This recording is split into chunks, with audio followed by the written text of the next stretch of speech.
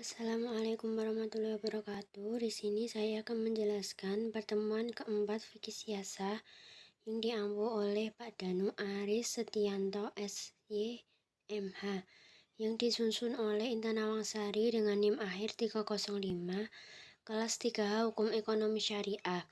Pada pertemuan keempat ini ada dua pembahasan. Yang pertama, pendekatan kajian fikih siasa. Yang kedua, perkembangan kajian fikih siasa. Yang pertama, pendekatan kajian fikih siasa. Dalam mengkaji Islam dan politik ada tiga pendekatan, yaitu pendekatan normatif, sosio-historis, serta filosofis. Yang pertama, pendekatan normatif.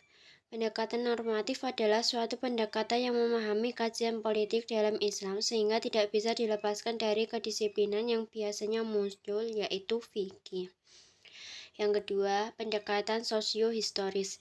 Pendekatan sosio-historis merupakan pendekatan yang dapat menggabungkan dua pendekatan sekaligus, yaitu sosiologis dan sebagai cara pandang.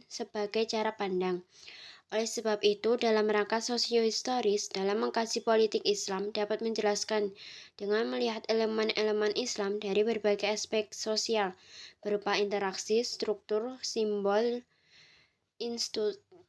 institusi, dan kesejarahan berupa peristiwa yang memelihatkan unsur-unsur baik tempat, waktu, objek, latar belakang, dan pelaku. Yang ketiga, pendekatan filosofis. Pendekatan filosofis merupakan pendekatan yang dimaksudkan untuk melihat kandungan nilai atau substansi dalam setiap bidang formasi politik Islam. Materi yang kedua yaitu perkembangan kajian fikih siasa. Dalam pendekatan kajian fikih siasa ada tiga periode, yaitu yang pertama, periode klasik. Ciri yang klasik berkembang kajian fikih siasa pada periode klasik adalah kemampuan yang terjadi di dunia Islam. Secara politik, Islam memegang kekuasaan dan pengaruhnya di posisi internasional. Yang kedua yaitu periode pertengahan. Periode pertengahan ditandai dengan kehancurannya Kerajaan Abbasiyah pada 1258 Masehi di tangan tentara Mongol. Pada masa ini, kekuatan politik Islam mengalami kemunduran.